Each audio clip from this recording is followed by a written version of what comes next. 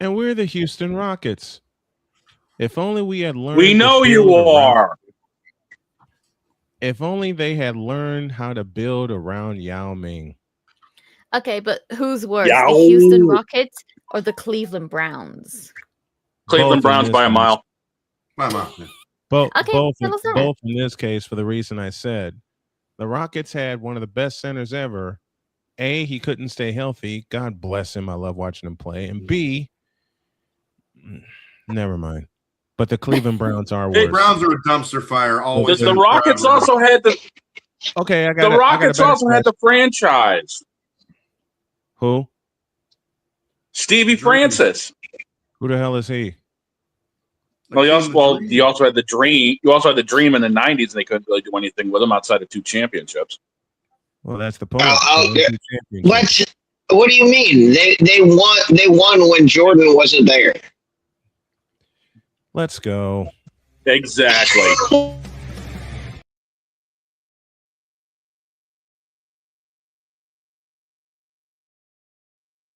Muted. Can't do it. We'll do it live. Do it live. I'll write it and we'll do it live.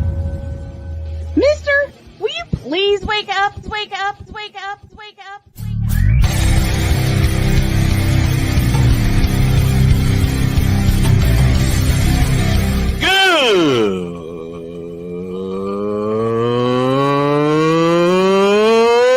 Good morning.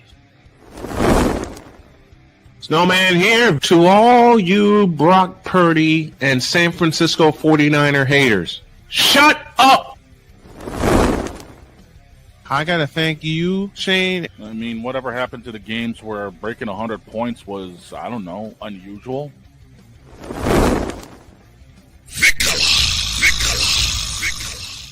There was one word to sum up the All-Star weekend. Trays.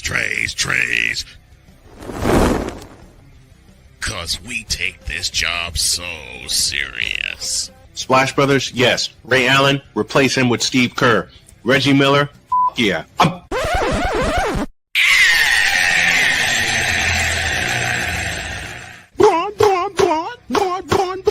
What in the all types of blue hell? I don't know. Yeah, me either. Oh, yeah! Can we move the steals? Let's go! And I'm Justin Fields. Good. And I quit. Good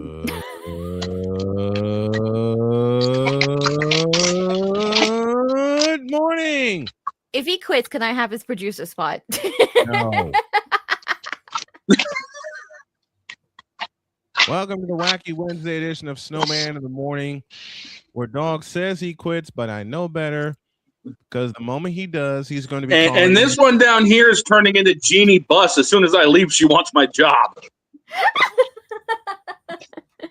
Yes, you can't have it. Why? This is why.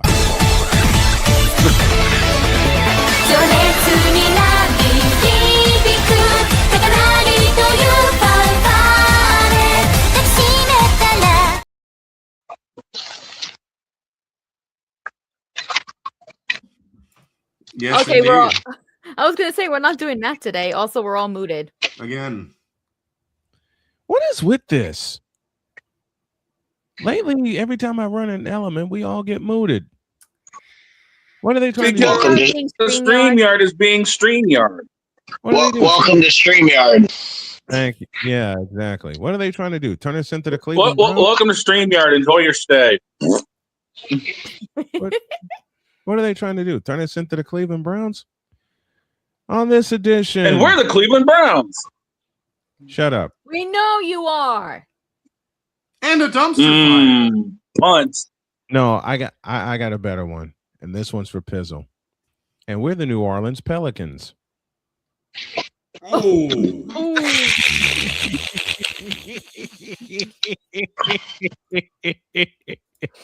Ouch. Yes, Napoleon, I did get the present. Jolly Bear. Wow, bro. Wow. I got one even better than that. And we're the Brooklyn Mess. Oh, no, not the mess. To the Shadow Realm with you.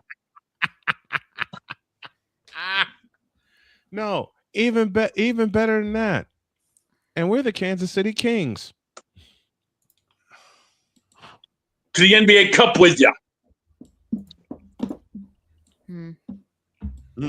Oh, Damian. Damian's already started. He's this damn dog quit faster than the Los Angeles Clippers did last night against the Bulls. Ouch. Ow. Not wrong.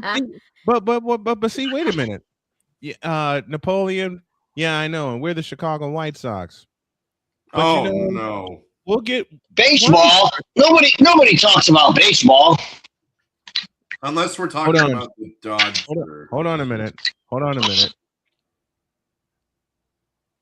Because now Deets just opened a can of worms. Deets, say that again. Baseball? Nobody talks about baseball. Bitch, are you for real? And that's where and Deets remembers that opening. All you guys, save Jen, remember that opening. That's where we're going to start. And Luis Robert is now a Met, acquired in a trade late last night. And my question is not for it's not for the Chicago White Sox, though some may ask this question. My question is for the New York Mets, and it's simple. What are we doing? Lol, Mets forever. Listen, I love the talent of Luis Robert. I do. But just like Eloy Jimenez before him, the next 4 words apply.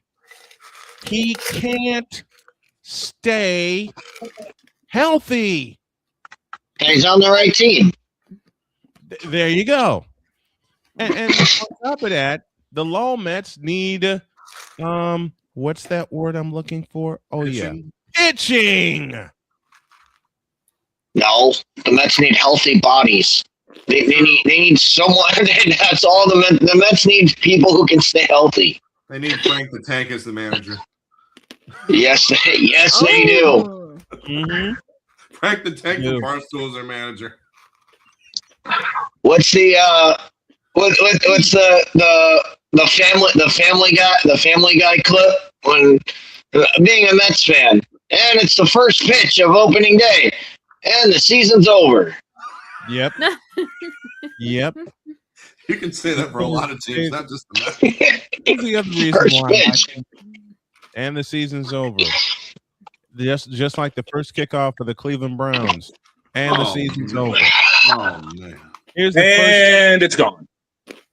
Here's the tip off to start the season for the New Orleans Pelicans. Forget about it. They're eliminated.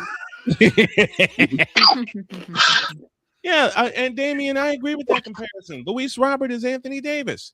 Wonderful talent, but you can't stay healthy.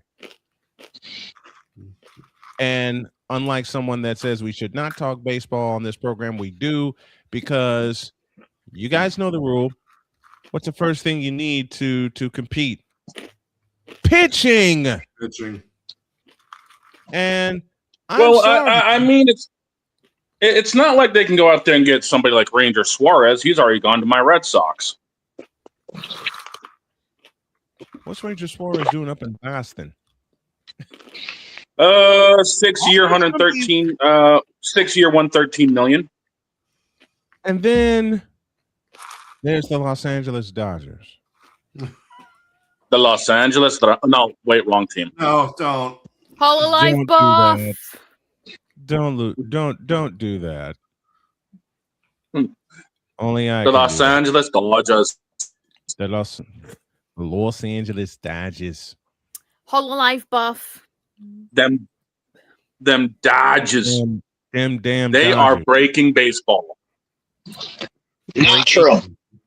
Not at all. Why not true? Not at all. That's just not a true statement. They're not breaking baseball. What's happened is all the other owners have broken you guys. I mean, they're using the rules. They're using the rules to their advantage. Why? Because the other owners are so cheap. True. Yeah, exactly, Tizzle.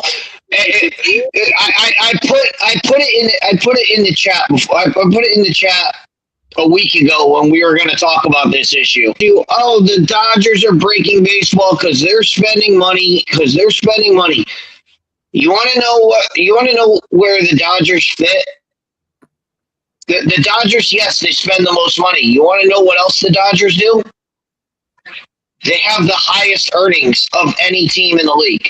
Yep. Why? Because they have players who people want to see. So people go to see them. What the other owners are telling you is, hey, our team is garbage. We don't feel like funding a team that's garbage. Hey, come out and spend your hard-earned money to come watch our garbage players. That's not good marketing. What does everybody hate? Everybody hated the Yankees when they were spending money and buying everybody.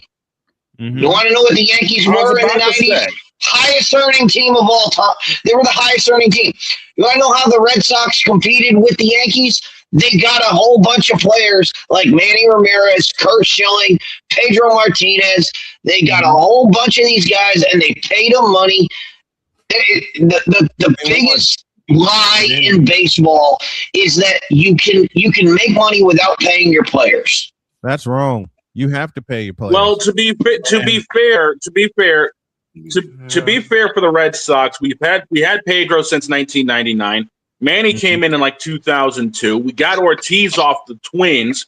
He was barely being used, and we traded off the biggest name we had, being Nomar Garcia-Pá, to the Cubs. Nomar. And I'm sorry, Cubs, but I'm not when I say, look how that turned out. Oh no! You got to. Yeah, he went to the Dodgers. You gotta pay your players.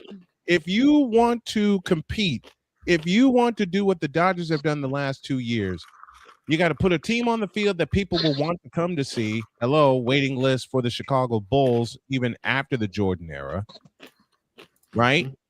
You got to put a competitive team out there. Take notes, Cleveland Browns and Cleveland Cadavers, because Donovan Mitchell ain't it. And you got to pay your players. Well, and if you look at the chart, I posted. If you look at that chart I posted, it's listed by teams who spend the most money, teams who make the most money, and it says how much they spent and how much they earned. See it. You see it. All the teams at the top are 400 million plus, and they're raking in top revenues. You go to the bottom of the list, teams that are spending $200 million, their revenue is about $200 million. Because no one wants to watch the Colorado Rockies. No one wants to watch the Cleveland Indians either. Or the Kansas City Royals. Or they can't. Oh, God, they can't. Now, I do have a theory about the Dodgers, though. I do have a theory about why the Dodgers are able to do all of this. Now, and the theory is this. Dog, who owns the Boston Red Sox? Fenway Group, including, unfortunately, LeBron James. There's a group of people, but it's not really that many people. It's like 4 or 5. It's like people. 2 or 3. It's like 2 or 3 people, right? Mm-hmm.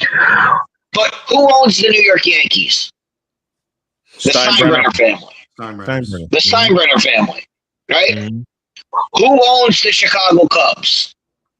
Who cares? Next question. But I'm making a point here.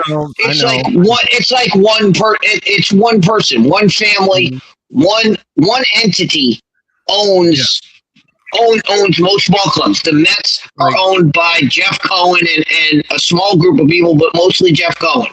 And the same with the White Sox with Jerry Reinsdorf, who needs to go, by the way. Right. They're owned, but the point is they're owned by one. They're owned by one single entity. Correct. The Dodgers are owned by 5 or 6. Including they have a group that is 5 or 6, including Magic Johnson. So think about this for a minute. If you're the Steinbrenner family and your payroll is $400 million, that's $400 million. That's $400 million that the check says. The check from Steinbrenner is $4 million. Yeah, that's out of the Steinbrenner family money. $400 million. The Dodgers can spend $700 million, and it's split between 5-6 people. Mm-hmm. That's only 200. That's only 200. That's only 200 million each. So you see what I'm getting at, and the people that own the Dodgers, you don't think they have as much money as all these other owners? All those people have the exact same amount of money, but what they've done is pull it together. So they say, you know what? Everybody else is paying $400 million. We can pay $800 million for our, and we're still paying the same amount, and we're making more money, and we have a better team, and we're winning World Series. So they have a built-in advantage because they have a group and not just one person. It's not just one person writing the check. To be fair, one of those people also owns the LA Sparks, also has a majority stake inside of the Chelsea Football Club out in Europe, and also drove the buses out of owning the Los Angeles Lakers. But you just said the key words, dog. Majority stake, which means there's still a group involved. And to Dietz's theory, it's a group that owns the Los Angeles Dodgers. Everybody is pooling their money together, which means they can double or triple in this case. Bo Bichette, thank you very much. Shohei Ohtani. They just signed Edwin Diaz. They pulled Tucker. Kyle Tucker. Kyle Tucker. Blake Snell. 4-year. Anybody they want, they can go get because because they're working as a group rather than, and we've seen it here in New York with the Steinbrenners. The Steinbrenner doesn't want to pay $500 million. Yep. He doesn't want to pay a $500 million salary. But in LA, they have the same thing going, but they only have to, if they have a $500 million salary, they only have to pay $100 because there's 5 of them. I missed baseball 30 years ago when every team had an all-star. Well, play good baseball and every team will have an all-star. Detroit Tigers. Play good and every team will have an all-star. Oh, you know what? Minnesota Twins. Play good and you will have an all-star. Tampa Bay Rays. Mm-hmm. Miami Marlins. Oh, God, the Miami Marlins. Yeah, let's not forget about them. No, let's forget about them. I almost did. Them to everybody else. And the Boston Red Sox are doomed. Why? Because yes, LeBron, it is you. Sorry, Victor said that joke in the chat, and I couldn't resist it. Victor said that in the chat, and I couldn't resist it. Oh, good. Victor's here. Good. Victor's here in the chat. I got a good present for y'all later. Oh boy. Can we forget the Miami Marlins exist? Yes, please. No, yeah. You can't because there's this big monstrosity called Lone Depot Park. Why are they gonna try to hire Ozzie Guillen again? For the fourth time? For the fourth time. He's their version of Billy Martin. They just hire him for no reason. I remember one day Billy Martin gets hired, then the next day, breaking news, Billy Martin fired. For what? He's not there every day. It's like George woke up. George woke up on that side of the pillow. George woke up and said, "Fire Billy Martin." And the next day, hire Billy back. Jeffrey Loria. That's like the Cleveland Browns. We're bringing in a former offensive mind in Mike Holmgren. Didn't do a dadgum thing. We're bringing in Freddie Kitchens. Don't have to explain how that went. We're bringing in, hey, you're coming off the street and you're coaching the Cleveland Browns. Nuh-uh. Yeah, As my wife would say best, nuh-uh. Nah. The Cleveland Browns equal the Brooklyn Mess, who equal the New Orleans Pelicans, who equal the Kansas City Royals.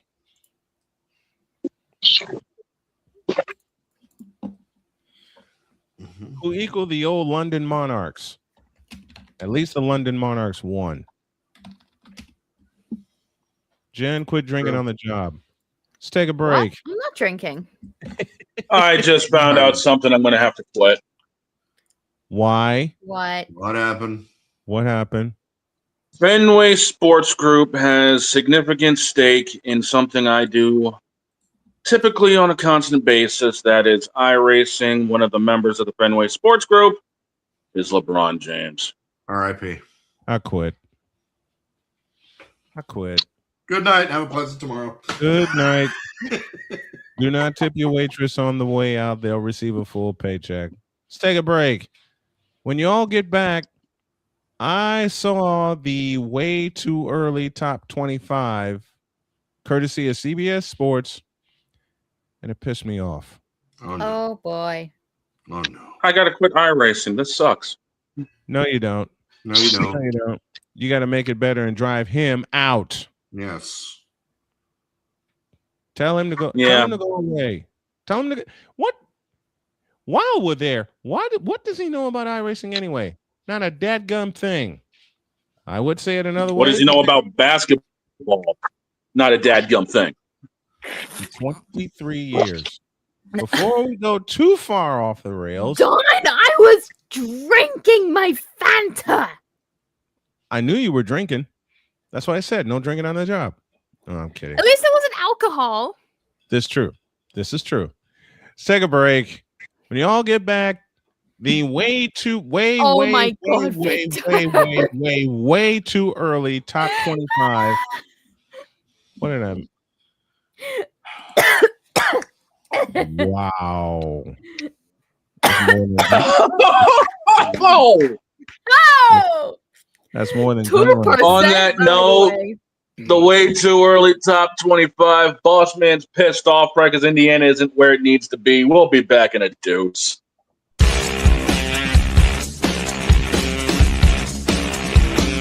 This is Snowman in the Morning. Whether it's news, the largest egg producer finds bird flu in chickens at a Texas plant, weather, devastating tornadoes rip through the heart of the United States, inspiration, a breast cancer survivor completed the journey of chemotherapy and now begins a future one of matrimony or sports. Michael Jordan is shown on a photo with Diddy. LeBron James has a video extolling the virtues of a Diddy party. This has been yet another beating a dead horse presentation. We got you covered. BS3 Network, in association with Comey Media Incorporated, proudly present The Morning Shift with Cole Johnson. Live every weekday at 8 a.m. Eastern, 7 a.m. Central.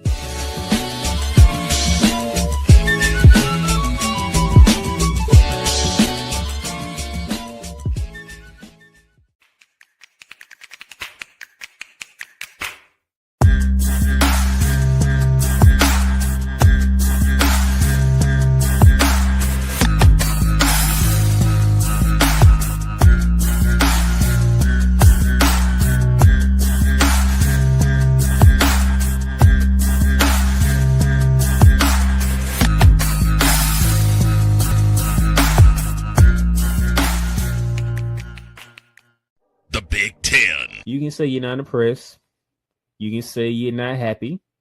You can say all these things, but no, whatever the case may be, the Buckeyes are on top of the football world. And it's just where it is. The SEC. And what does Georgia do? Well, as a team that has a championship pedigree would do, they came out full guns blazing, just like a tested SEC team would do. And Big 12. That team right there that is ranked 15 that put up 45 points. Yes, sir. They were picked dead last at the beginning of the season. The ACC. Start with the biggest name first.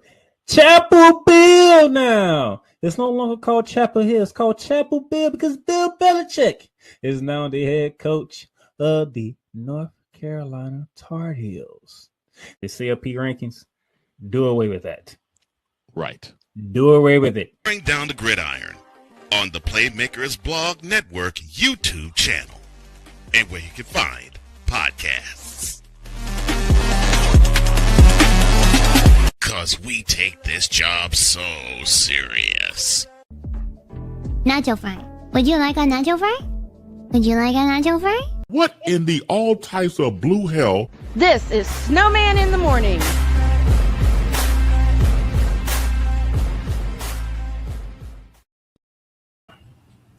Nacho fry. Would you like a nacho fry? Would you like a nacho fry? I don't know why I put that there. 29 after the hour. We're just getting started here on Snowman in the Morning, and I'm mad at the way too early top 25 for next college football season, and Deets, it's your fault. There's no reason. Nice. Why? What have I always told you about the top of the preseason top 25?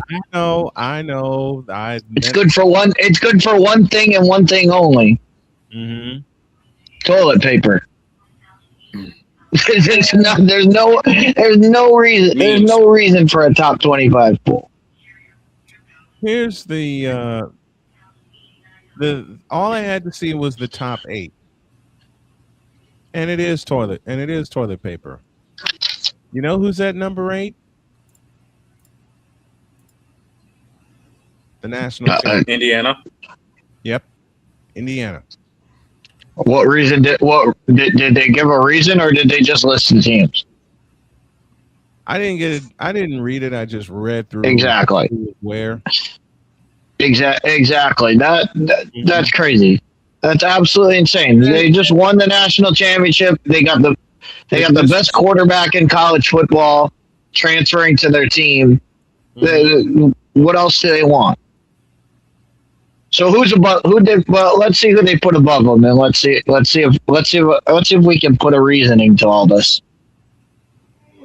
I will just tell you who the number 1 team is. I'll tell you the top 2. Number 2 is Texas. Number 1 is Ohio State. Okay. Ohio State, legit being up there, not at number 1, but legit being there. Yeah. But Texas also. You know what? You know why Texas is. You know why Texas is up there. Arch. Yeah. Arch Manning. It's just Arch. It's Arch Manning. That's the only reason. That was the only reason they were at the top last year. And I mean, I wonder if they're doing all, because they played Texas last year. So I'm wondering if they do a home and home again. They might. I haven't looked at the schedule, but I would assume since they played in Ohio State last year, I would assume they're playing in Texas this year. Mm-hmm. Ohio State 1, Texas 2, Georgia 3, Oregon 4, Notre Dame 5, Texas A&M 6, Texas Tech 7, 8 is the champs. Oh God. At 9 is Michigan, Oklahoma at 10, the University of Spoiled Children at 11, BYU 12, Miami 13, LSU 14, 15 Alabama. Somehow you knew they'd be in there. 16 Louisville. Now remember, folks, this is a way too early top 25. Missouri 17, Utah 18, Washington 19, 20 Ole Miss, 21 Houston, 22 Penn State, 23 SMU, 24 Virginia Tech, and the Dogs team at 25. So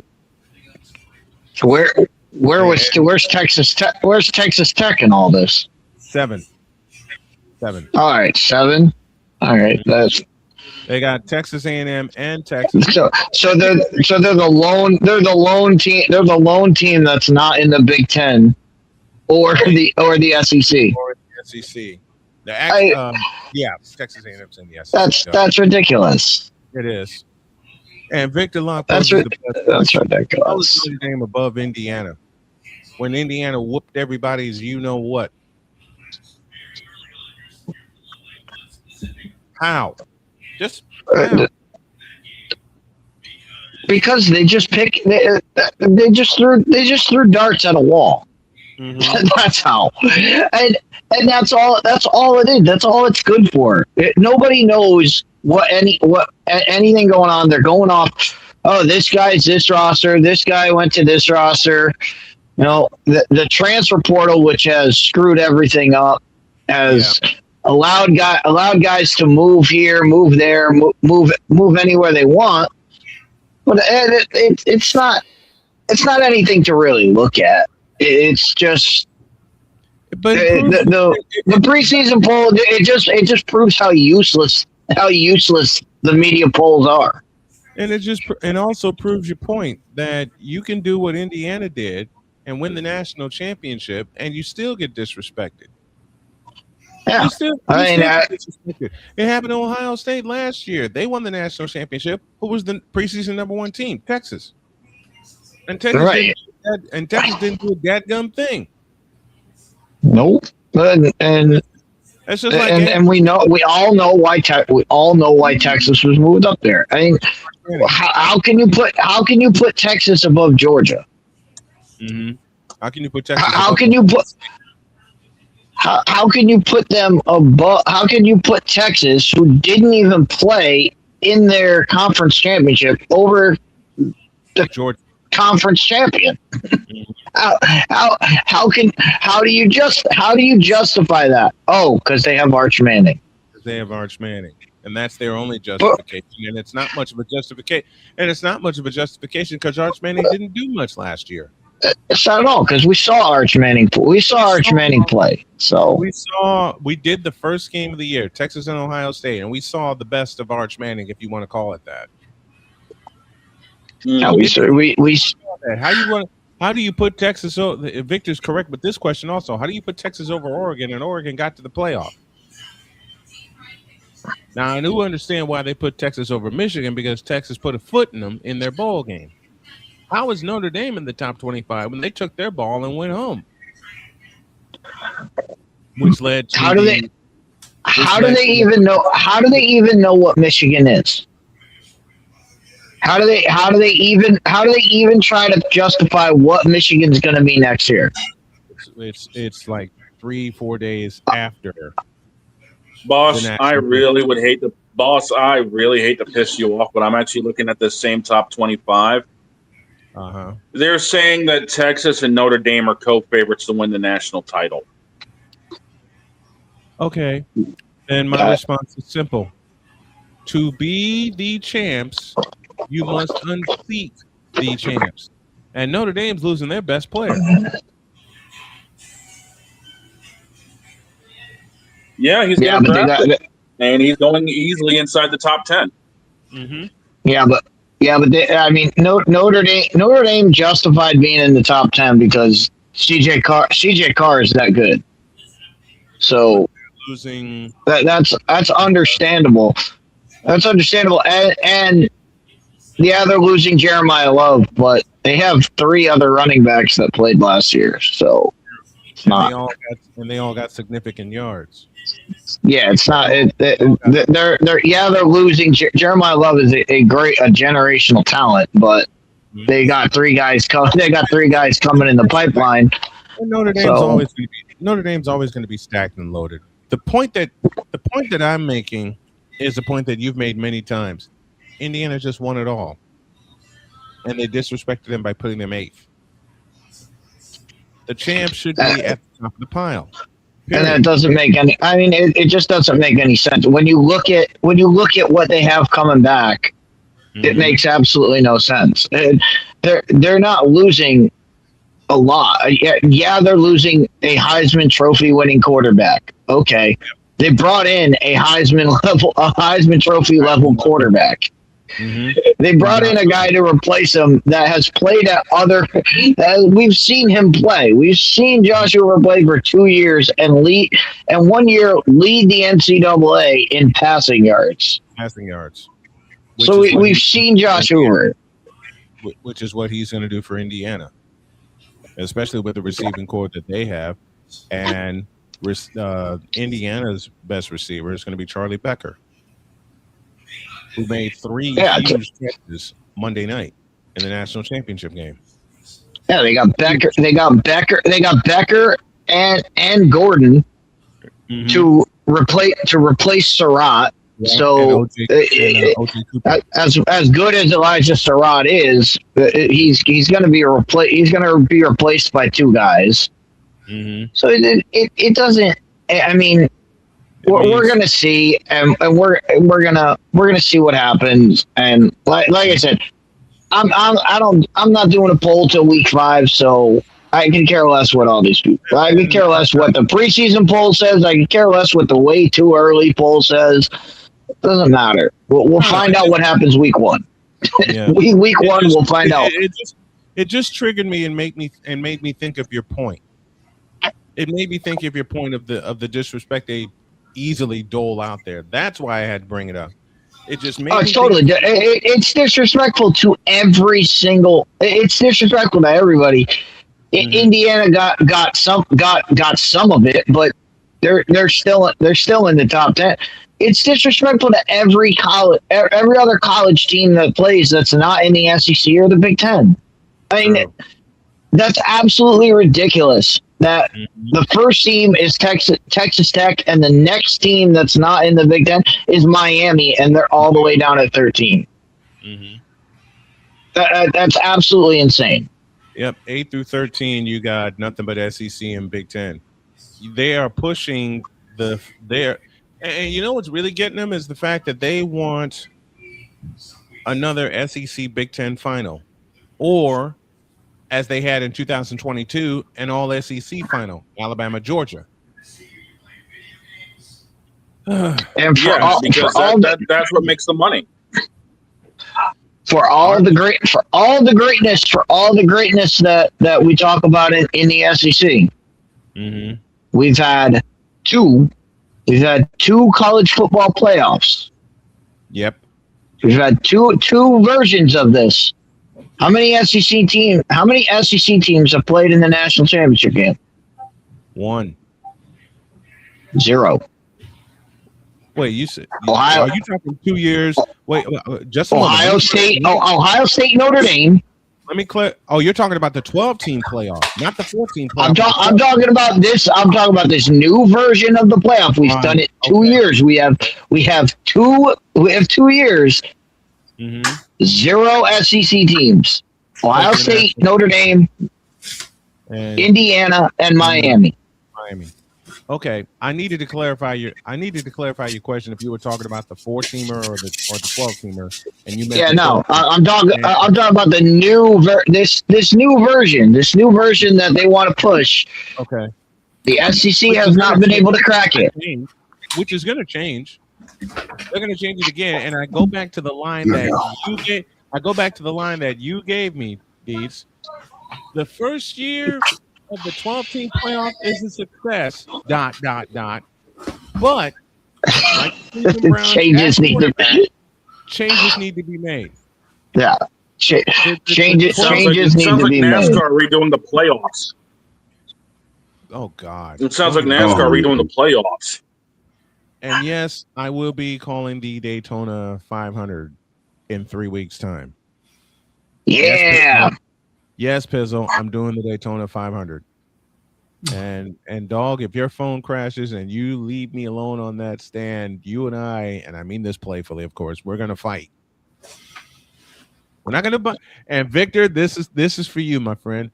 We're not gonna shadow box. We're not gonna spar. We're not gonna do anything like that. We're gonna fight.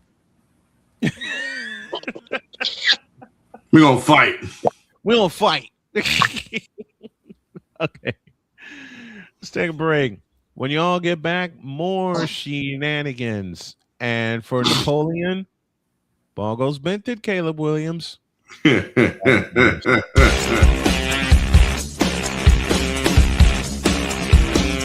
This is Snowman in the Morning.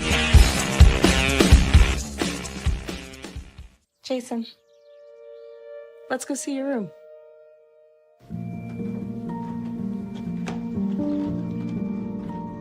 What do you think? We kept it a little spare, so you can decorate it how you like.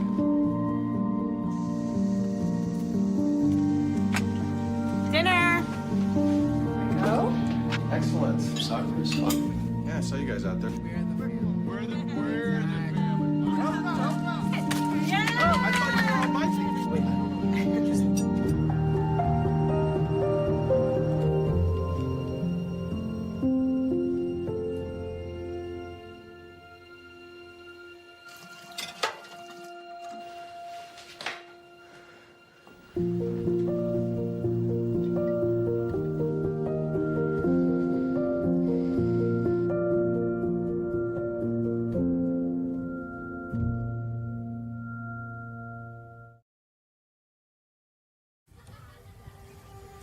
Owen, let's talk for a second. Hi, Ellen. Come on in. When you came into my life, it was a whirlwind. I just can't do it. It'll come to you. It won't. We had a lot to learn about each other. A lot. Hey, looks good. Things were changing so quickly. We didn't know what the future would hold. Any of us. I just wish you felt more at home now. But we knew you would always be a part of it. Adopting you was the best decision in our life. And I am so proud to call you my son.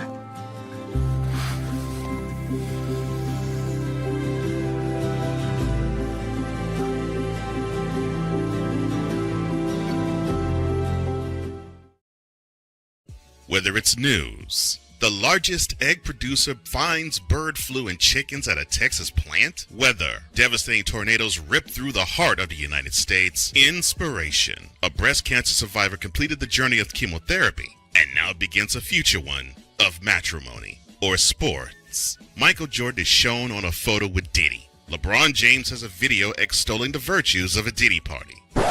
This has been yet another beating a dead horse presentation. We got you covered. BS3 Network, in association with Comey Media Incorporated, proudly present The Morning Shift with Cole Johnson.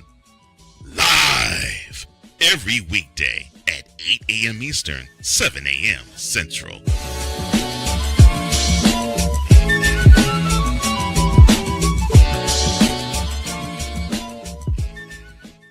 Because we take this job so serious. And Father O'Shaughnessy need to go to hell. That's what he needs. What did Father O'Shaughnessy do? I quit. We're done here. I'm done. We're out of here.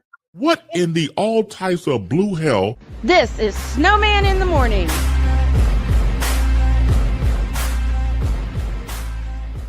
I didn't do nothing and Playmaker comes after me. Oh, that's what you get. I didn't do a damn thing. Boss, you mooted. Moot him. Mooted. We gonna fight, dog. I'm telling you, you keep messing around in my truck. And I know it's StreamYard being StreamYard, so I'm totally kidding around here. 47 after the hour, 13 before the new hour. And I have a very important question. And this may perk up Pizzle at the same time. Be you pole position or be you turbo?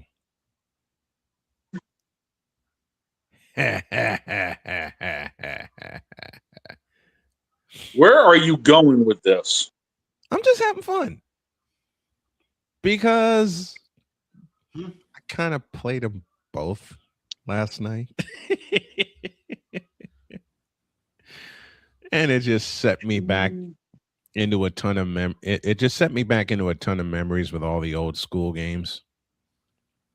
Which one ate more of your allowance? Pole position and yeah, that's where I was going.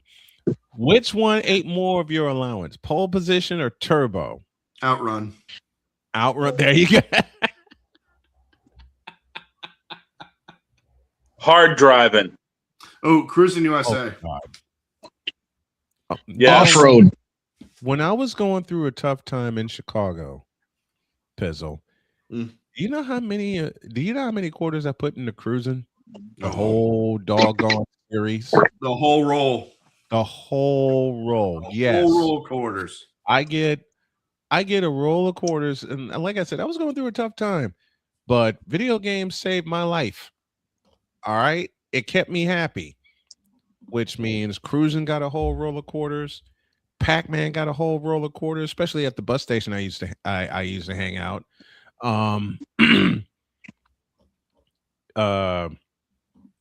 Q-Bird got a whole roll of quarters because they had a Q-Bird, and another game combination.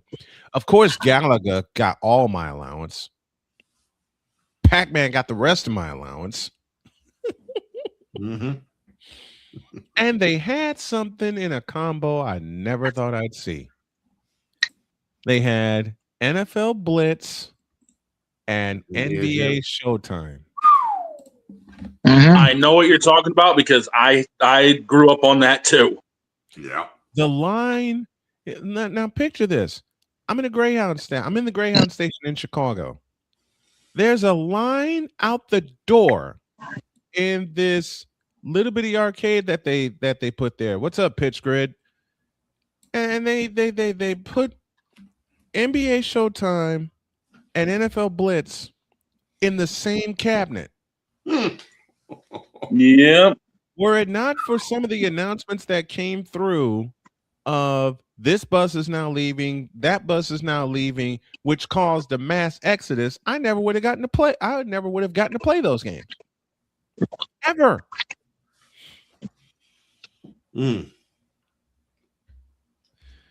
But the one game from then to now, besides Galaga and the others I've mentioned, the strangest choice that really ate my allowance was Super Pac-Man. Super Pac-Man. I saw it on a game show called Starcade with Jeff Edwards. Yes. You remember that? Yes. Starcade. That's where I learned about most of these video games. And Starcade came out in 83. And that's where I learned about Pole Position 2 with the Suzuka track, which wrecked me. Suzuka's tough for anybody on any sim, boss. Look who you're talking to. That Suzuka track had, oh God, I'm going to hate making this joke, but I'll do it. That Suzuka track had more twists and turns than the Brooklyn Mess 2021 NBA playoff season. You're not wrong.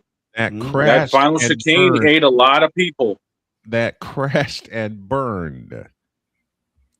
You know, a lot of people. Hey, you're going pretty much wide open through 130 yard, trying to back down for a chicane that comes up in 3 seconds. Yeah, it's hard. As Pizzle says best on Pain and Game Pick'ems, good luck with that. Good luck with all that. Good luck with all that.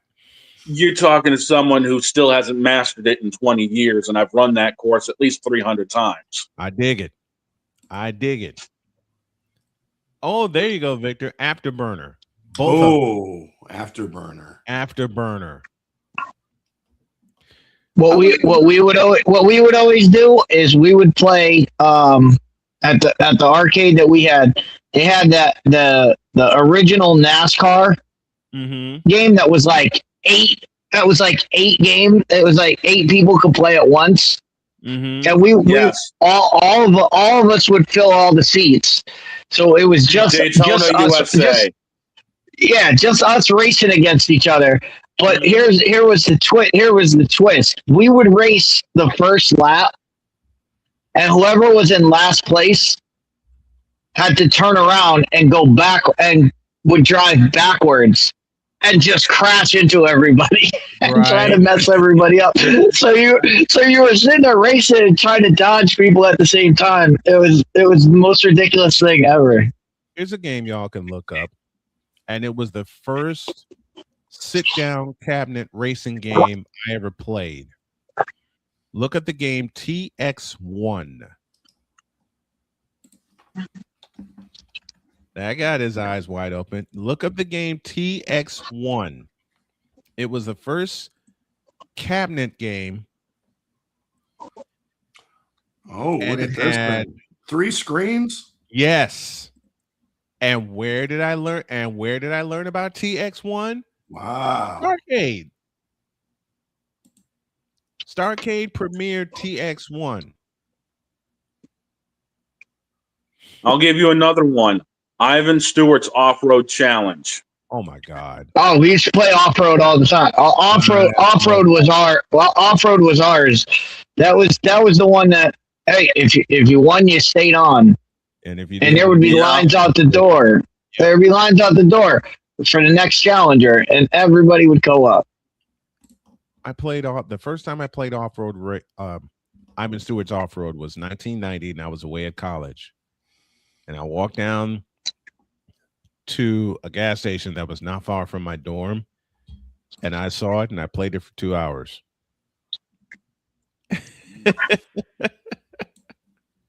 I didn't know what the heck I was doing. Pitch Grid with a question. Snowman, if you had to pick one NFL play-by-play guy to announce NASCAR, who would it be? Kevin Harlan. I could dig that. Yes, I honestly could dig that. Kevin Harlan. Harlan Gus Johnson would be second. Yeah, you know what? Put those two on a race together.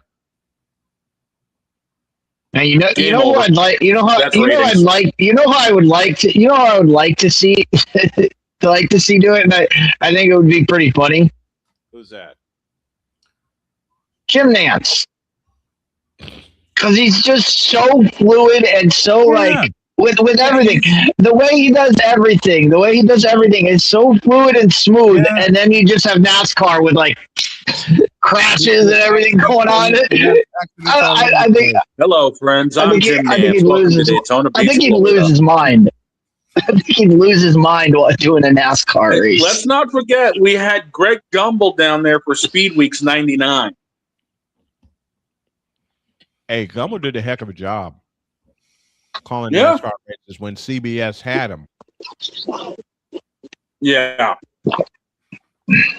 You know what? You know. Now he's long since gone. But you know who would be hilarious in calling a NASCAR race? Try me. Harry Carey. I mean, if you're gonna throw that in there, I mean, you of course, any game, any announcer, it's the GOAT, Vin Scully. Vin Scully. I mean, you would have, and the number 2 car. Oh, he raced back when he was in diapers. He was racing around this way.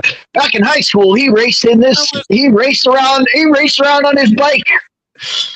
He won. That was Vin Scully. Vin Scully was great at.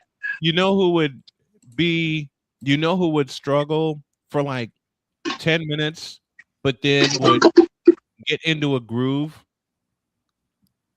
Jim Durham. I can see that. Johnny Mose? No.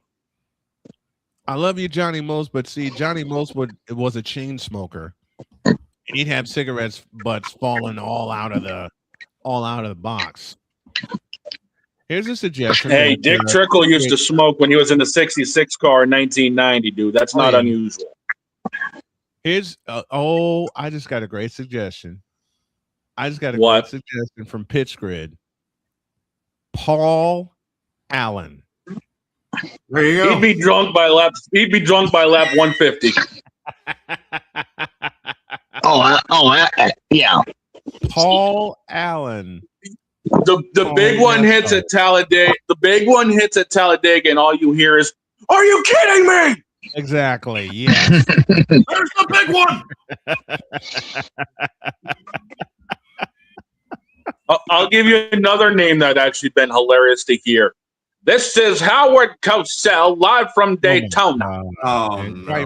Quite frankly, I'm cold on the back end of that. But back to Paul Allen. Paul Allen would see a big crash, and the next sound you hear would be, "Are you kidding me?" or I think it was Pizzle who sent me this one. I never got a chance to put it in the base. "What are you doing?" Could you just picture John Madden on the telestrator? Well, this car's going here, and this car's going there, and this car is going right down the middle, and he just avoids it like this. I can see Madden doing some artwork on the screen. Hey, Zach, 2024. Thanks for joining us this morning. Good morning to you. He says good morning from North Texas. Hey, Mean Green. You know who would be great at doing a NASCAR race, and it would be hilarious at the same time? I'll give you a pair. Team up Jim Ross, Jerry Lawler, with Chris Berman. Chris Berman. My God Almighty, it's a big one. Good God Almighty, that damn near killed him. Can you imagine Jim Ross and Chris Berman doing a race together? Good God Almighty, they're gonna fight down on pit road. Get the ring out, boys. The king of puns himself, Pitch Grid suggests Iron Eagle. That could get entertaining. And team him up with his son, Noah.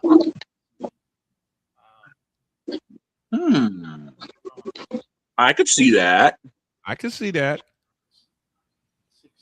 You know who would be great? Here's a name for you. Dick Enberg. I could see that. Dick Enberg. I mean, bear in mind, back when ABC was doing the Wide World of Sports thing in the 60s and 70s, they took people completely out of the NASCAR world that had no idea what was going on and put them into broadcasting. That's going to be me with the Daytona 500. I'm just so. Does that mean I'm Jackie Stewart then? Basically.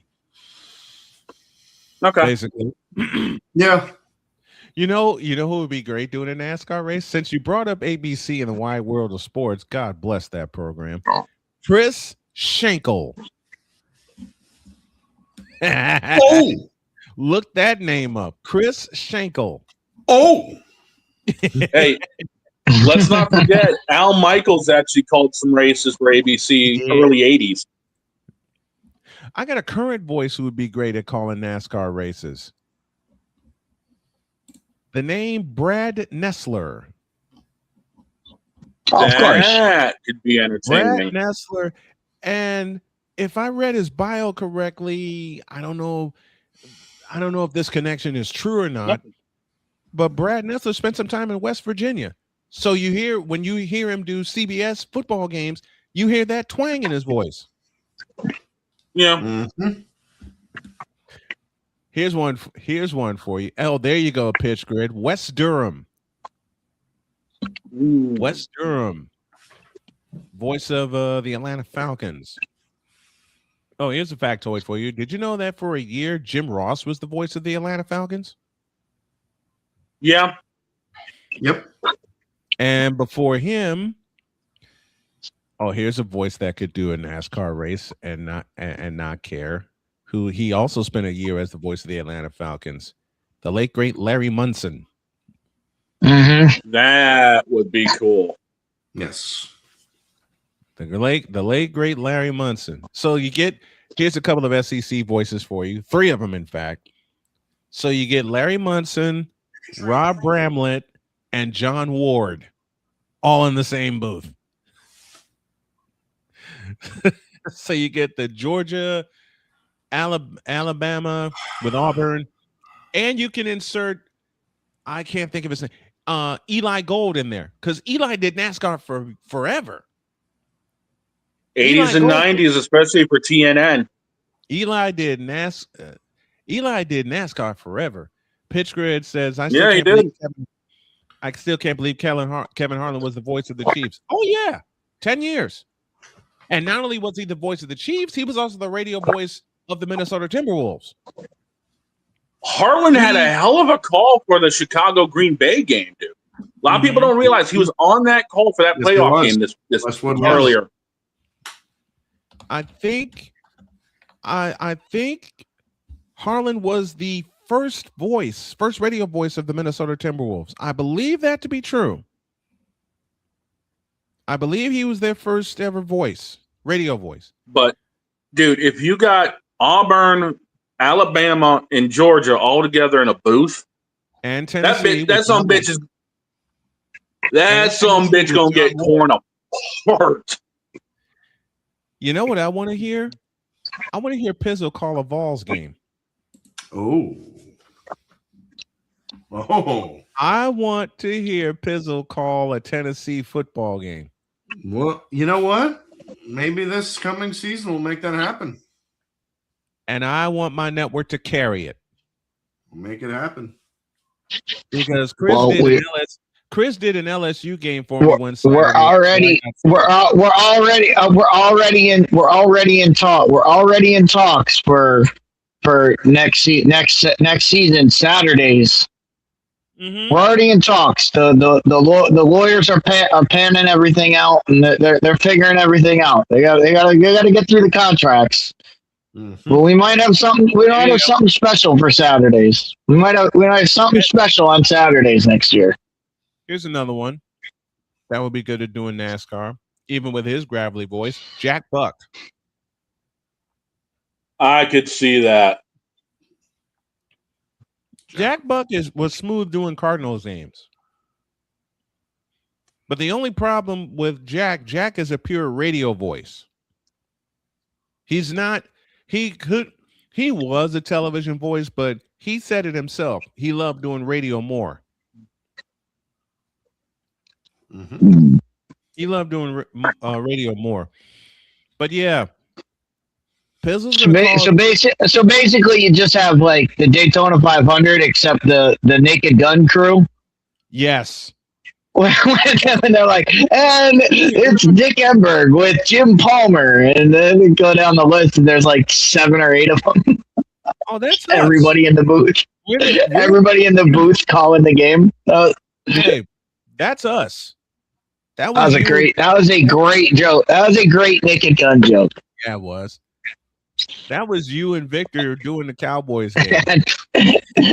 Oh, that means a name just popped in my head. Imagine Mel Allen. Oh. Holy cow. How about that? How about that? We'll do for a break. Big wreck happens. The big wreck happens. When the big wreck happens, I gotta hear. Are you kidding me? I gotta hear it. And I will. And when I do the. Oh no! I can't believe I'm thinking of this, but I'll use this take us to break. Can you imagine the Playmaker and Cole Johnson doing a NASCAR race together? In 5, 4, 3, 2, 1. We need to see it. Or, oh, jeez. Don and the Emperor's doing a NASCAR race. And for that, my response is, you tripping.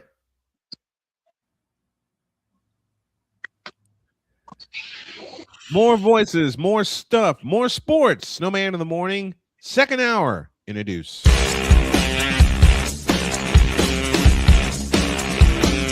This is Snowman in the morning. Whether it's news, the The largest egg producer finds bird flu in chickens at a Texas plant. Weather. Devastating tornadoes rip through the heart of the United States. Inspiration. A breast cancer survivor completed the journey of chemotherapy, and now begins a future one of matrimony or sports. Michael Jordan is shown on a photo with Diddy. LeBron James has a video extolling the virtues of a Diddy party. This has been yet another beating a dead horse presentation. We got you covered. BS3 Network, in association with Comey Media Incorporated, proudly present The Morning Shift with Cole Johnson. Live every weekday at 8 a.m. Eastern, 7 a.m. Central.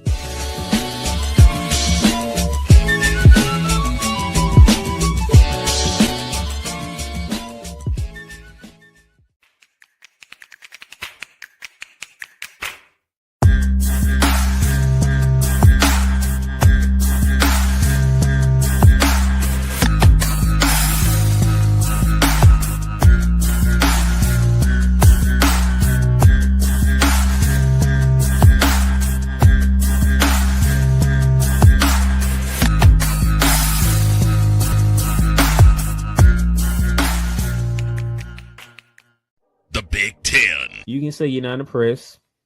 You can say you're not happy. You can say all these things, but no, whatever the case may be, the Buckeyes are on top of the football world. And it's just where it is. The SEC. And what does Georgia do? Well, as a team that has a championship pedigree would do, they came out full guns blazing, just like a tested SEC team would do. And Big 12. That team right there that is ranked 15 that put up 45 points. Yes, sir. They were picked dead last at the beginning of the season. The ACC. Start with the biggest name first.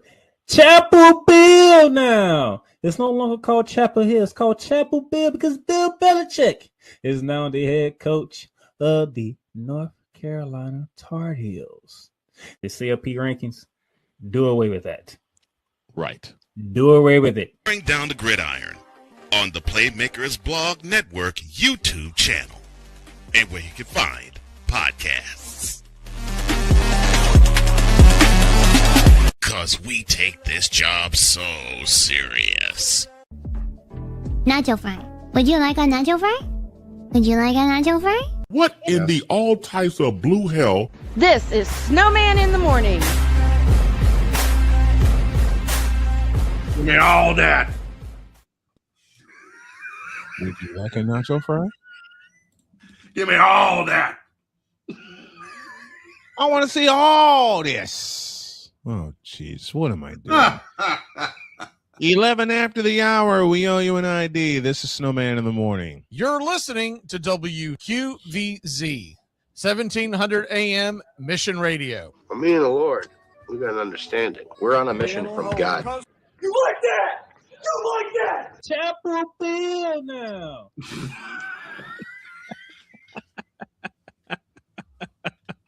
I got nothing. Wow. All I gotta say. I got nothing. I got nothing. Why not? I'll do it again. I've got nothing right now. I really don't. Yeah, sure you. Yeah, sure you do. I'll do it again. I'll do it again. This is Snowman in the Morning. We owe you an ID. You're listening to WQVZ, 1700 AM Mission Radio. Are you kidding me? You like that? You like that? Chapel Bill now. I will warn y'all, with the editing tools I have, these IDs are going to get weirder and weirder. Speaking of Snowman, God have mercy. We've been going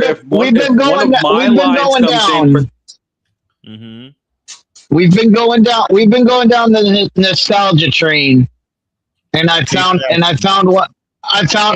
one for you last night.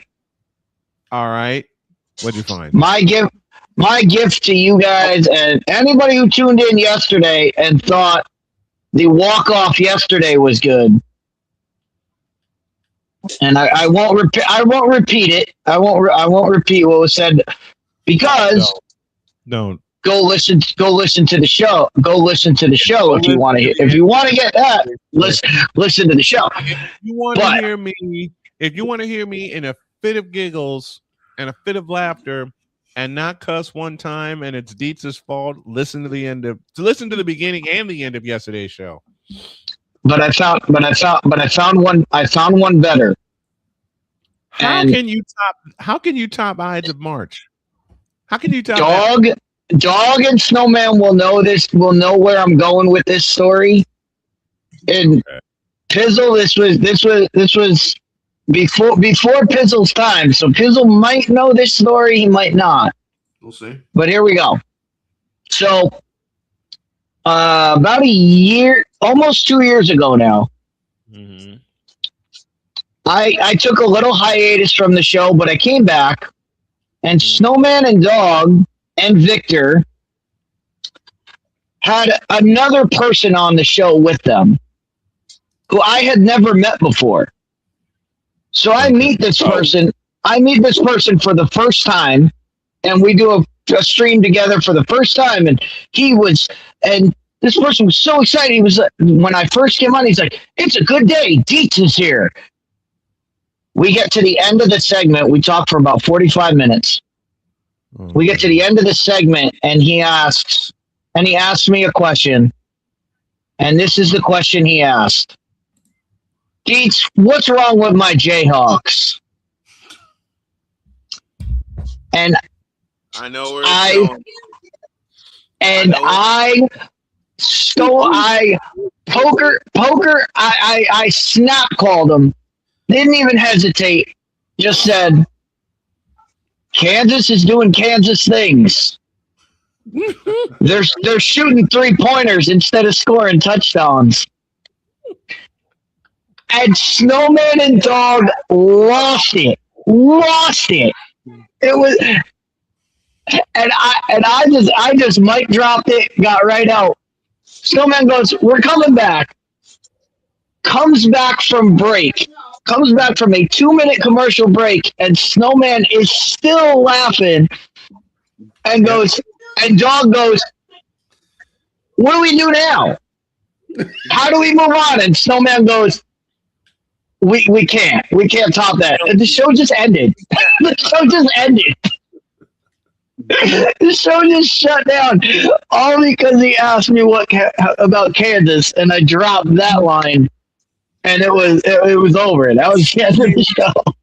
They're shooting 3-pointers instead of throwing touchdowns, and we all walked off. What's the brew this morning, Fizzle? I believe this is Wawa. Wawa blend. Okay. With a little peppermint mocha creamer in there as well. Salud. That's what I have here. Peppermint mocha. Oh yeah. But then I told these guys a combination I used during the holiday that I will only use during the holiday. Peppermint mocha chocolate caramel. That's lethal. That sounds incredible. Now here's what happened. The morning I started trying that, I ran an errand. I got us some breakfast, and I said I'm going to get me some coffees. But I have to go decaf. That's the rule. Got to go decaf because of my belly. Went decaf. Mark. And I know. I'm telling the coffee story. Quiet. What happened to you, cute Empress? I got summoned away. So the first morning I tried that lethal combination. I walked in here, turned everything on, got ready for the show. And then Dog asked me, "What do you have in that cup there?" I said a combination I have never tried, but I might try again. What's that? Peppermint mocha chocolate caramel. And dog said, I quit and walked off. That's it. No, I'm kidding. I'm kidding. But dog's actual response was, why are you doing that? Why are you making that leap? Why are you making that lethal combination? You know, I had 4 of them that week. Oh, good. Then Jen can't see the trick I just pulled. What did you do, Victor? Oh, why don't I just show you? Oh, here we go. And I kind of coupled it with something. Oh, for God's sake, I'm being called again. Oh, doggone it.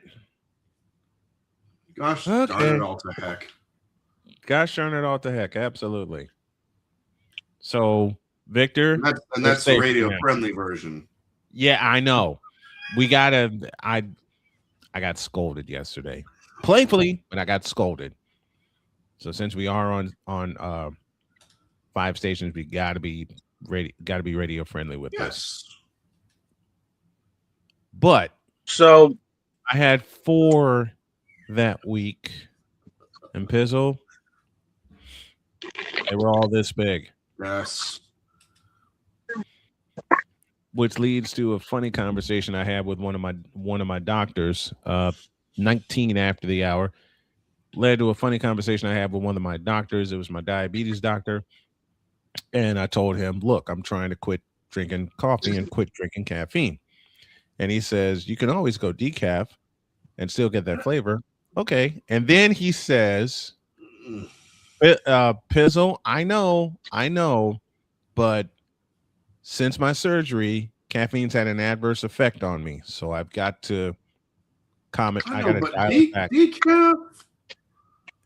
Pizzle, there's a medical reason for me. Okay. Do I cheat from time to time? Yes, I do. You all have seen it. But in the office, I know, I'm telling a story. Quit barking. I'm telling my doctor I don't want to drink caffeine anymore. You can go decaf. Okay, cool. And he says, quote, you can have 2 cups per day. And as I was about to answer and ask more questions, this beauty behind me says, quote, this is not a cup.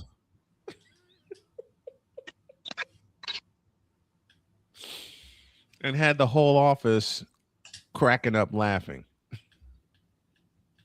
Close quote. Close quote.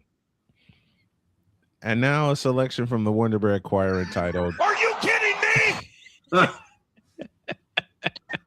Hey, dog.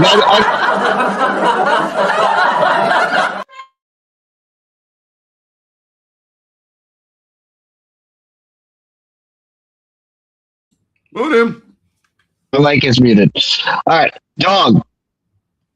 What's the opening line in the Broncos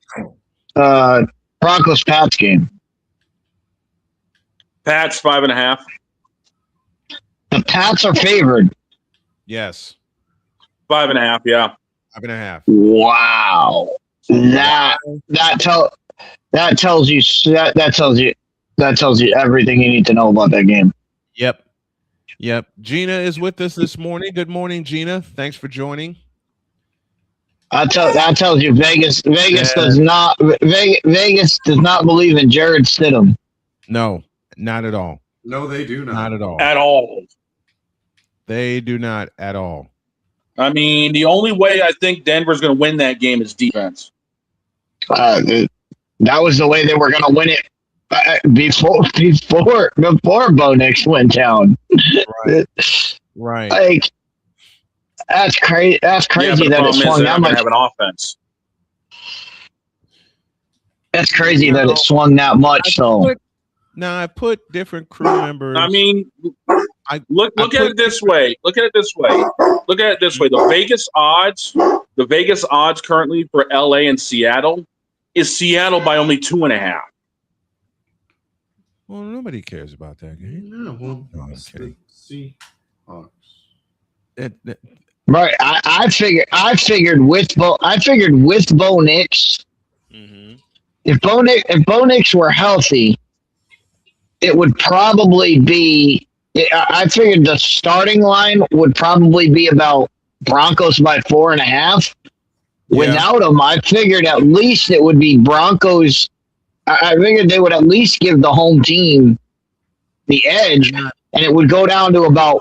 I was talking with a guy on Sunday. I said, if that line is anywhere near, it's probably going to be about 2.5 with Stidham starting. I didn't think they would give the whole thing to the Patriots. They flipped it. They flipped it because they expect this to happen. Stop! He's already dead. And they expect this to happen. What the hell? No. Well, the most important reason to ask where it starts is let's see where it is. Let's see where it is Friday when we do the picks. Yeah, let's see where it is Friday when we do our. Because that's going to tell you. That's going to tell you a lot too. Not yet. Let's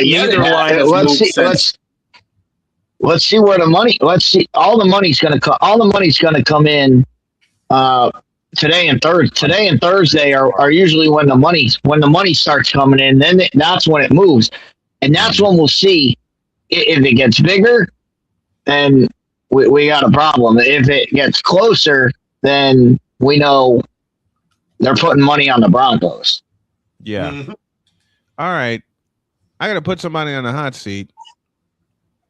And it's this guy. What'd I do? I'll explain.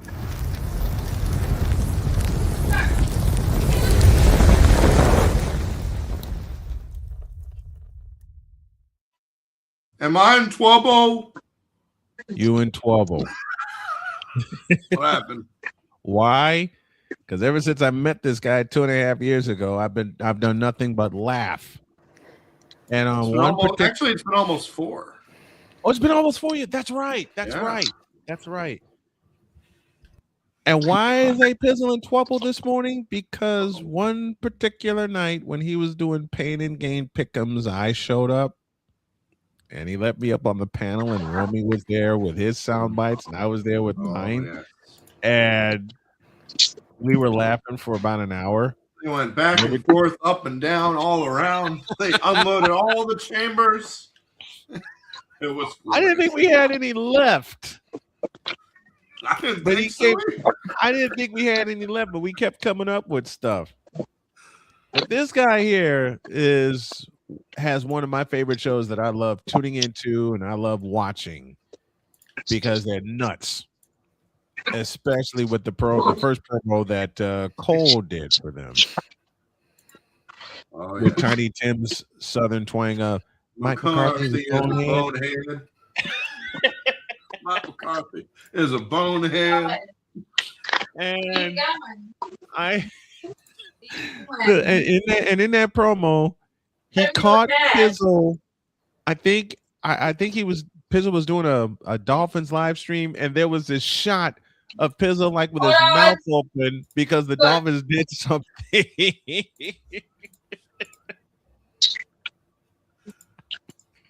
I remember and that. Then he's become regular on the show, and he has let us have it the same way we let him have it. And if you think we're going to let him go easily, that's a lie.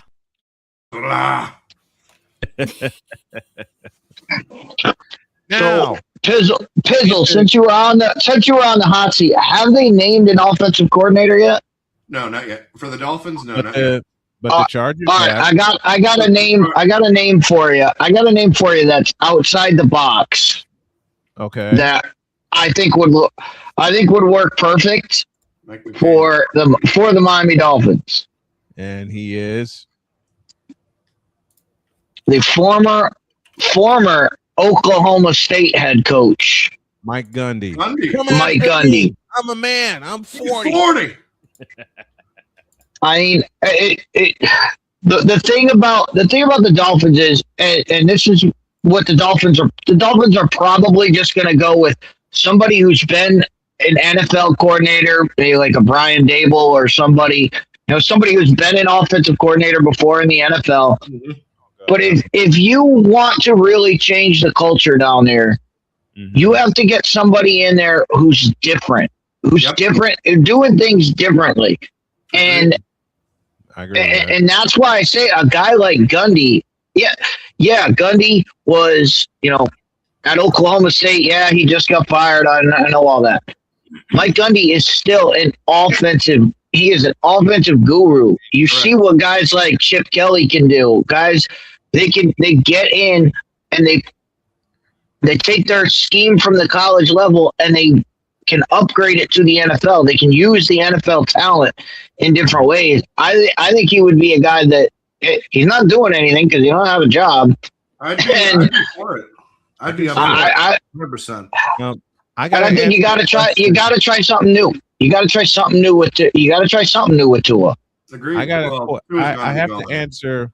I have to answer a question that Jen asked before she was called away. Yeah. And Victor kind of teased it and said it's a good thing she didn't see the promo that I did. Oh no. Victor. This pretty girl perk up. Cute. And she did ask. Hold on. She did ask what Victor did. Well, my dear, this should answer your question. I'm doing this again. Follow the undefeated, undisputed. Why? Because and then there's this. And I kind of coupled it with something. Oh, what did you do? Which is now kind of sort of trending. What did you do? Oh no. Well, since Victor's listening in the chat, Victor, you missed something with that. Put Victor's comment back up there. Okay. Why? Because this is true. Because he needs to get it right. It's the 5-time reigning champion. Yeah, and well, he got that right. Reigning. And, five-time reigning champion. And Jen, you're not gonna like me. You're not gonna like me for this. Why? Because I coupled it with that. Yep. You do know by me being an empress, I'm no longer a queen, right? So you're both. What's the problem? No. I would just be empress, not queen. I'm using them both. What's the problem? Cute. I'm not cute. Yes, you are. No, I'm not. And Don said that. You know what? This is for all y'all. She wants to see all this. She wants all this. She wants all this. Screw you guys. I'm going home. You are home. Dear Napoleon, ball goes vintage, John Fisher. Don getting attacked by dogs. Don, what was that? No, Don getting attacked by notebooks. Them damn dogs. Don getting attacked by notebooks. That too. And Don getting attacked by this.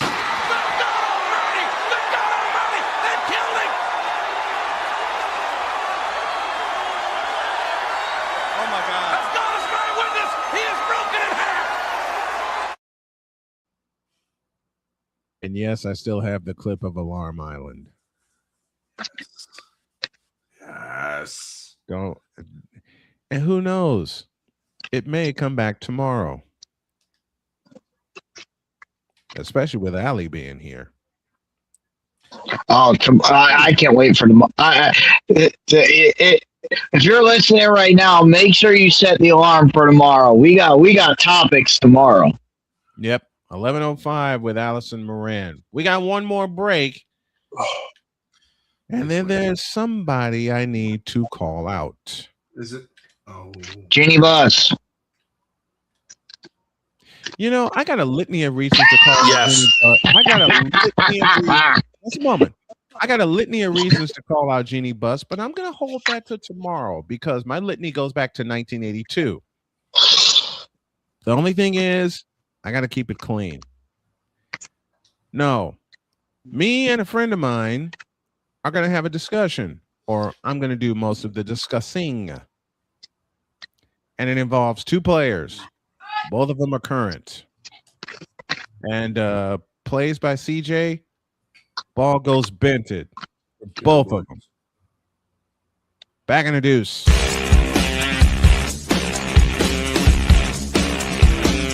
This is Snowman in the Morning. Whether it's news, the largest egg producer finds bird flu in chickens at a Texas plant, weather, devastating tornadoes rip through the heart of the United States, inspiration, a breast cancer survivor completed the journey of chemotherapy, and now begins a future one of matrimony or sports. Michael Jordan is shown on a photo with Diddy. LeBron James has a video extolling the virtues of a Diddy party. This has been yet another beating a dead horse presentation. We got you covered. BS3 Network, in association with Comey Media Incorporated, proudly present The Morning Shift with Cole Johnson. Live every weekday at 8 a.m. Eastern, 7 a.m. Central.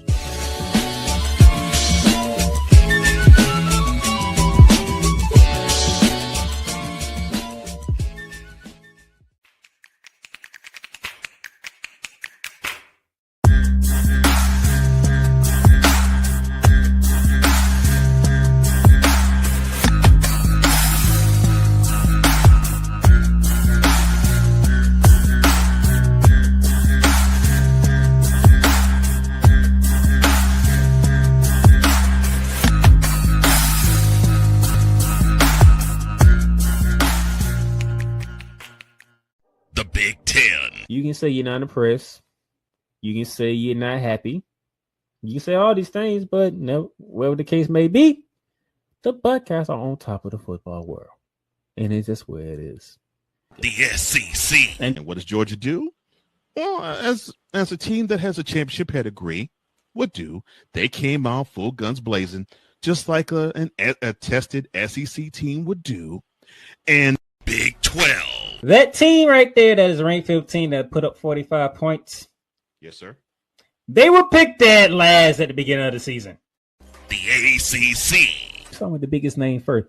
Chapel Bill now. It's no longer called Chapel Hill. It's called Chapel Bill because Bill Belichick is now the head coach of the North Carolina Tar Heels.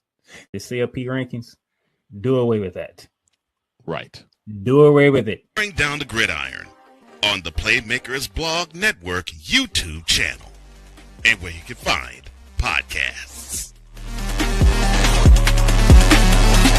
Because we take this job so serious.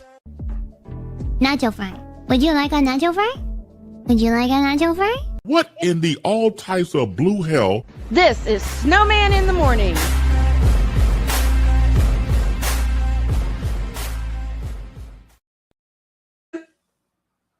Suddenly want nacho fries. You and me both. I suddenly want nacho fries. One more time. Bottom of the hour. And for everybody in tow, here's an ID for you. You're listening to WQVZ, 1700 AM Mission Radio. Chapel Bill now. You like that? You like that? Are you kidding me? Chapel Bill now. Yes, as I said in the chat, that was a friend's pup that attacked me, and apparently my nose is starting to get to be the size of Triple H's. So, oh God, I wouldn't wish that nose on anybody. Hell no. To the no. All right. Hell no. Why don't I do it for you? Hell no. To the Please. no. Bishop. Hell to the no. Hell to the no. To the no. And of course, as you all know,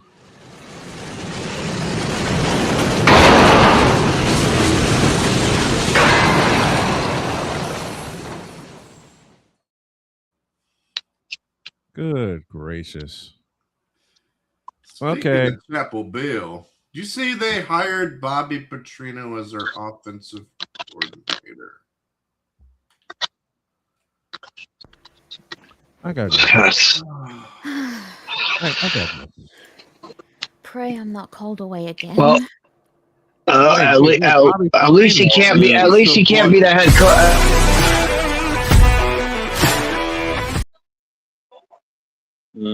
Push the button.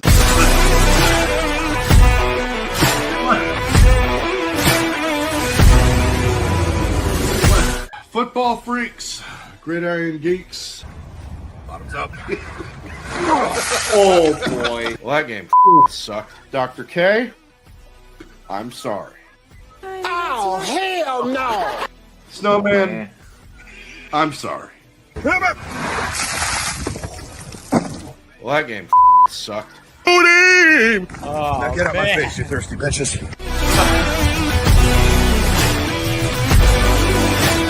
Hey, I know that guy. He owes me money.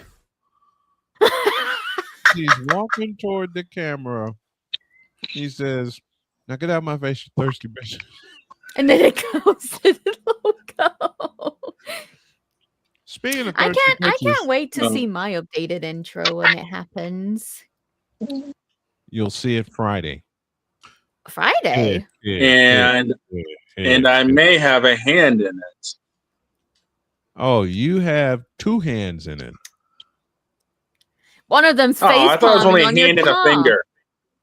Mm-hmm. Yeah. And I also am working on an intro for.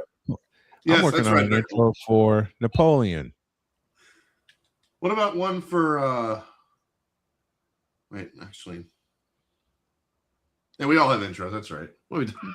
Not I don't know yet. anymore. Apparently even mine is getting updated. Don't forget Deb. Oh, yours is getting. Deb needs Oh, an yours is intro. getting Although I will done. say, when it comes to March, you'll have to update it again to include my my 3D model and maybe a couple of my MMDs. Maybe. Here. Don Two Hands Dog Father. Oh my God, Napoleon. Oh, I love it. Hands. I love it. Hey, Napoleon. Hey, Napoleon, I got a question for you. You like that? You like that? And on a then he minute. calls me Jen Wait. Two Belts Yoso. Oh yeah, the Two Belts intro drops Friday, Oh boy. and an updated intro for this guy. No. So question. What? Question. You heard me. Since it's Wednesday, Yes. did I miss the button? No, you did not. Are we doing the And- button? Why don't I let this answer your question? Crap.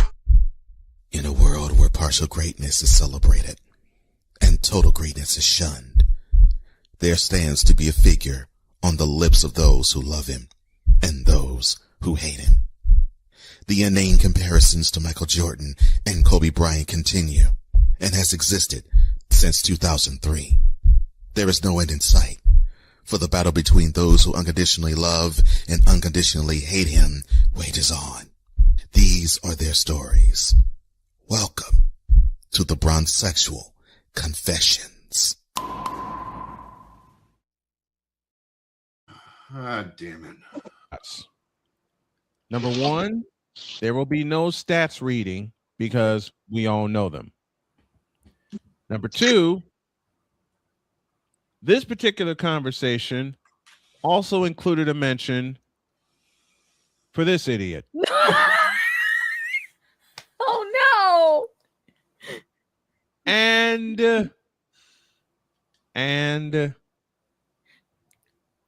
this is. Oh. Come on. No. The trifecta of stupidity. Double whammy, triple whammy. By the way, y'all like it? Yes. We love it. Now, why did I give those two caveats? Because yes, LeBron, it is you. I'll stop there for now. So, with all that being said, I'll warm you up with this. This moment of bronze sexual stupidity is brought to you by Hooked on Bronix. When you start talking like an idiotic bronze sexual, Hooked on Bronix can set you right. Call 1-800-YO-KAY. Real LJP, now approve all this. And when I tell y'all you can't make this up, I mean those words explicitly. Oh, so of course, this happened. It's not a conversation with a broad sexual. What you mean? What you mean? You guys mind? It all started with a sentence after the Bears-Rams game,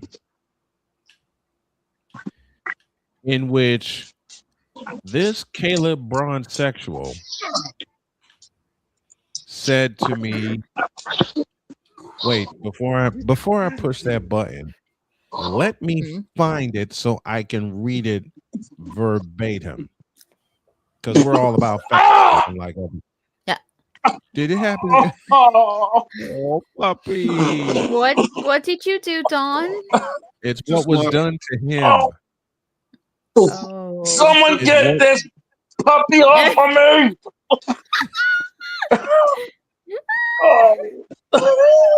Puppy! He just wants your love and attention. And I gotta look. Yeah, and there he goes. He ain't done.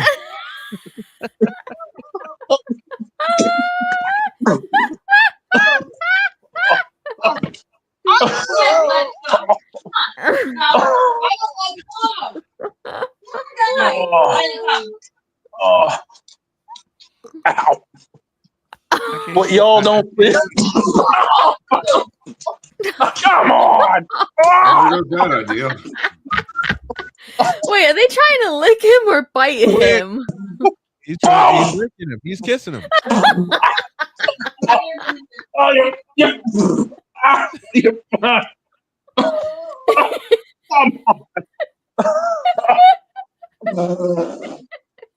And just add that to the list, Snowman. Why did that happen to you? Because yes, LeBron, it is you. It should not be this funny, but come on. Hey, it happens to me because I got loose. You're fine. That should be on Dog's intro. You know what else should be on his intro? What y'all don't? The Alarm Island quote. Oh, that's already there. That's already there. I already got that worked in. Yeah. I think.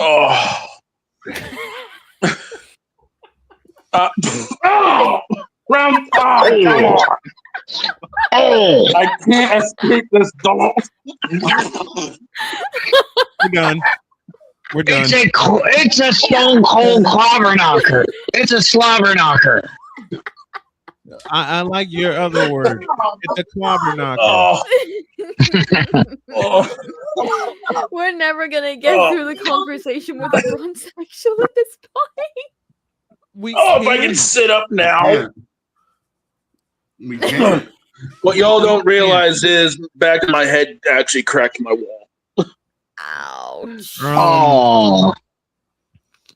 We're gonna have to grade this conversation an incomplete because puppy attack happened. Does that mean we have to do this another day? All right, Don, are you okay? Are you okay? I'll survive.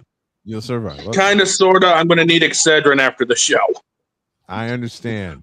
All right, then I'll shorten it. I'll shorten it from the top. And to think I have Lucy here in my lap, just a snoring away. All right. This Caleb Bronzexual said to me, quote, "You got to take everything back you said about Caleb Williams. Told you that man was going to be a problem this year." Close.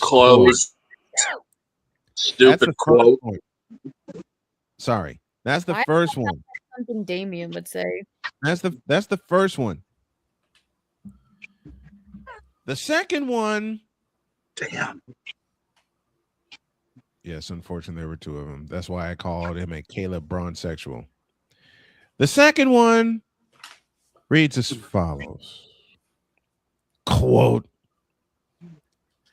"The reason he is better than MJ is because he led 3 teams to championships." Close. Stupid quote. All right. That's it. Can I? You know what? No. Am I having a concussion dream at this point? Wait. Time, everybody. Time. Persona. I'll handle this. So and I'll handle this by saying, "Give me this camera. Give me this camera." There you go. To the person who sent me both of those quotes, you dumb. What the does the fact that LeBron led 3 different teams to championships have to do with Caleb Williams being a problem this year? He was a problem. Take a look at the NFC divisional against the Rams where he threw 3 unnecessary interceptions. So, how the can you justify saying Caleb Williams was going to be a problem in a positive way? You dumb.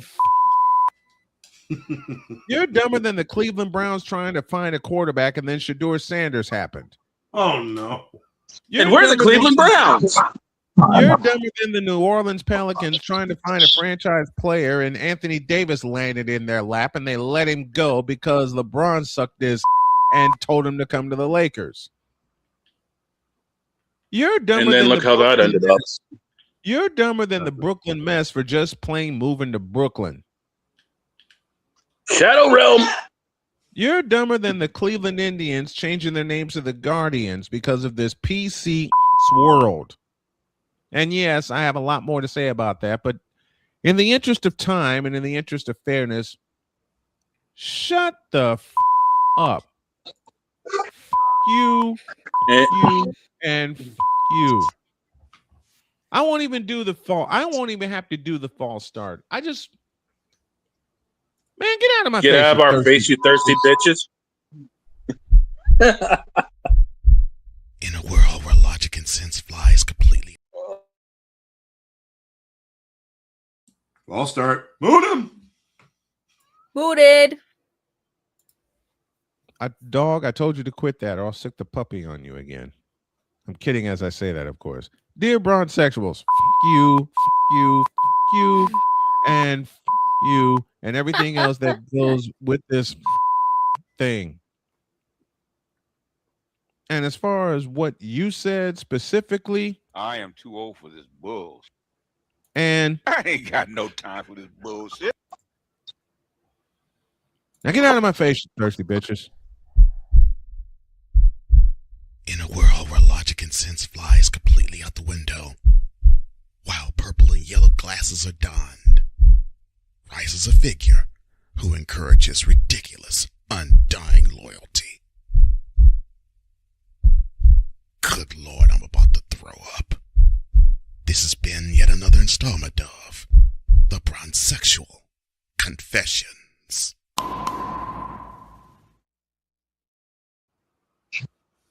To do with DJ Moore, he dropped the ball 3 times when he should have caught it.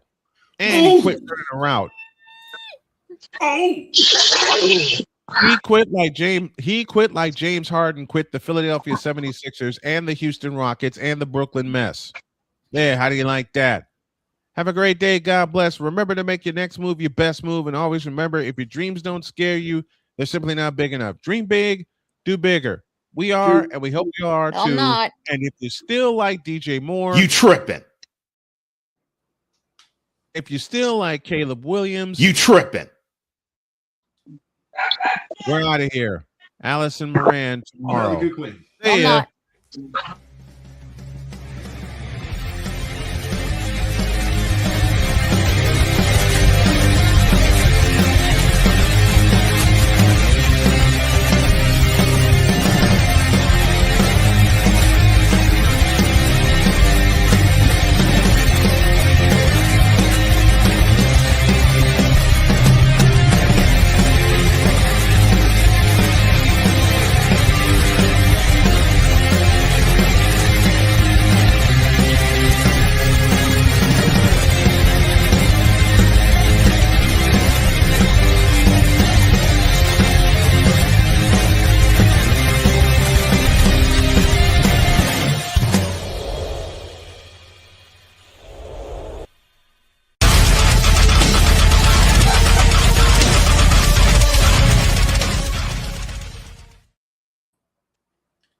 Don got his puppy love this morning. And on top of that, if you're not following this cute empress on Twitch, You fool!